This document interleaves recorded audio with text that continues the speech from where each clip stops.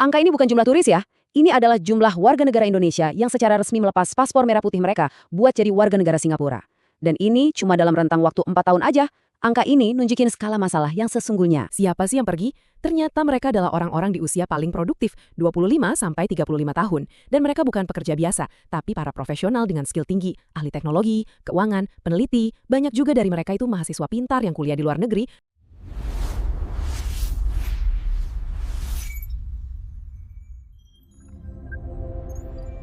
Pernah kepikiran gak sih kalau semua keributan di kolom komentar media sosial, semua debat panas soal politik dan identitas, itu ternyata punya efek yang benar-benar nyata di dunia kita? Nah, kali ini kita akan bahas sebuah koneksi yang, jujur aja, cukup mengkhawatirkan. Gimana amarah di dunia maya Indonesia itu nyambung banget sama tren orang-orang paling bertalenta di negeri ini yang milih buat pindah negara selamanya. Kita mulai dari pertanyaan yang agak mancing ya. Emang bisa kolom komentar doang mengubah sebuah negara? Mungkin kedengarannya lebay, tapi gimana kalau semua percakapan digital yang panas itu sebetulnya cuma puncak gunung es dari perpecahan sosial yang jauh lebih dalam. Perpecahan yang mendorong ribuan orang buat ambil keputusan paling drastis dalam hidup mereka, ninggalin tanah air. Oke, ini dia gambaran besar pembahasan kita hari ini. Kita bakal mulai dari sebuah konsep teori politik, terus kita lihat gimana konsep itu meledak di satu kejadian nyata, setelah itu kita bedah datanya, bandingin pilihan-pilihan yang ada, dan terakhir kita coba pahami apa sih artinya semua ini buat masa depan Indonesia. Oke, kita masuk ke bagian pertama, suara atau keluar. Di sini kita akan bedah apa yang sebenarnya terjadi di medan perang digital kita, dan gimana dampaknya itu bener-bener dirasain sama manusia, bukan cuma sekedar akun anonim.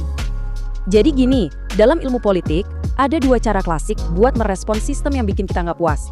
Pertama, kita bisa pakai suara kita, alias protes, kasih kritik, mencoba memperbaiki dari dalam.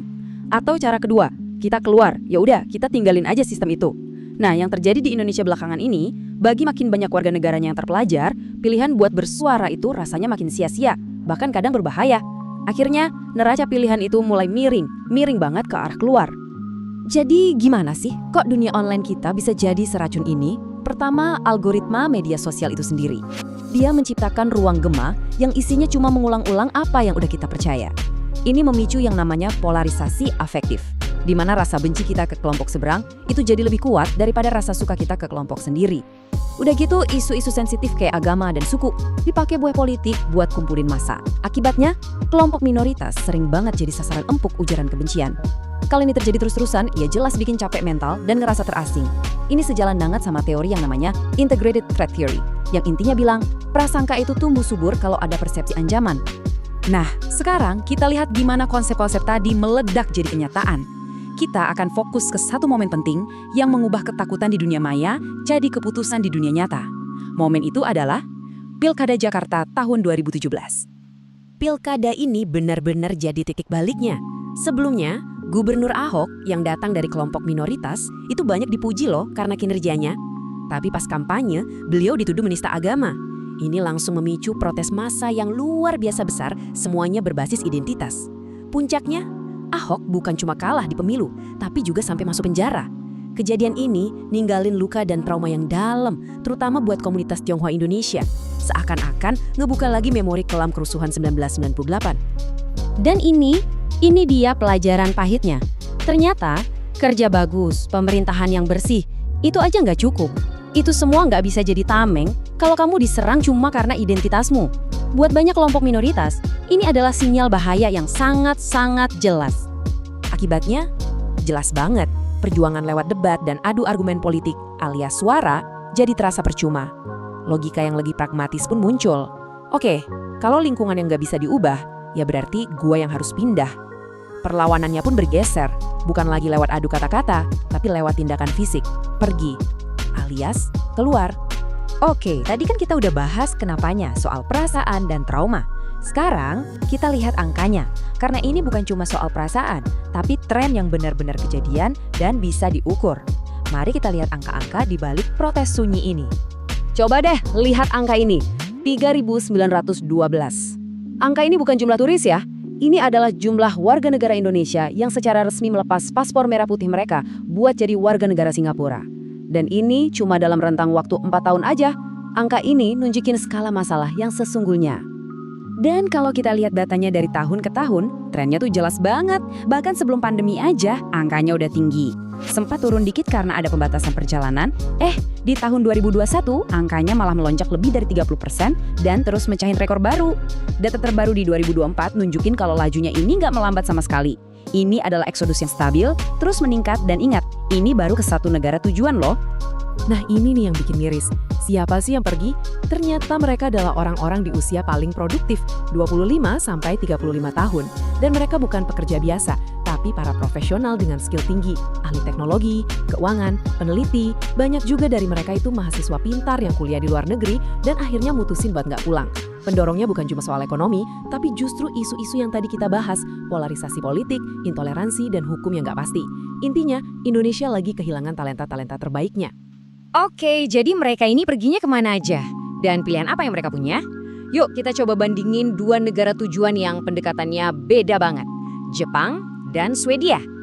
Ini kayak langit dan bumi, filosofinya beda banget. Jepang itu menuntut asimilasi total. Kamu wajib lepas status WNI-mu dan tes bahasanya terkenal susah banget. Sebaliknya, Swedia itu lebih inklusif. Mereka ngizinin kewarganegaraan ganda, walaupun hukum Indonesia sendiri enggak ya. Dan mereka juga baru mau nerapin tes bahasa. Tapi bahkan negara seinklusif Swedia pun sekarang mulai memperketat aturannya. Ini nunjukin pilihan yang dihadapi para migran ini nggak gampang. Ada lagi nih hitung-hitungan yang penting banget, dana pensiun. Kalau di Jepang, kamu kerja beberapa tahun terus cabut, kamu bisa tarik sebagian iuran pensiunmu dalam bentuk uang tunai. Beda cerita di Swedia, uang pensiunmu bakal disimpan dengan aman sampai kamu nanti pensiun, dimanapun kamu tinggal. Ini adalah kalkulasi finansial yang sangat real dan jadi pertimbangan serius dalam keputusan mereka. Oke, sekarang kita sambungin semua titiknya. Kita lihat gambaran besarnya. Apa sih arti sesungguhnya dari brain drain ini buat masa depan Indonesia? Kita masuk ke bagian terakhir, protes sunyi sebuah bangsa. Pada akhirnya, kita harus melihat fenomena ini lebih dari sekedar keputusan ekonomi per orang. Ini adalah sebuah kritik sosial yang sangat kuat.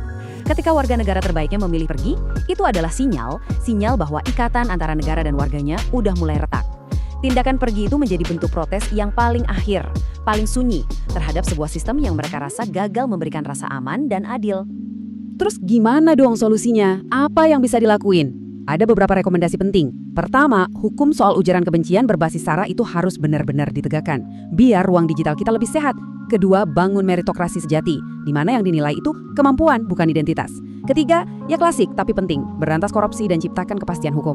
Dan yang terakhir, mungkin bisa dipertimbangkan hak tinggal khusus buat mereka yang udah terlanjur pindah, supaya ikatan mereka dengan tanah air nggak putus sama sekali. Sebagai penutup, saya mau tinggalin satu pertanyaan buat kita renungin bareng-bareng. Kalau tren ini terus dibiarin, apakah Indonesia sedang bergerak ke masa depan di mana komoditas ekspornya yang paling berharga itu bukan lagi hasil tambang atau sawit, tapi justru manusianya sendiri? Sebuah pemikiran yang rasanya patut kita waspadai bersama.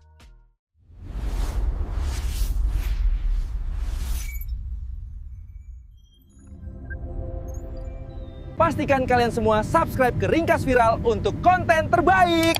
Awas, licin! Aduh!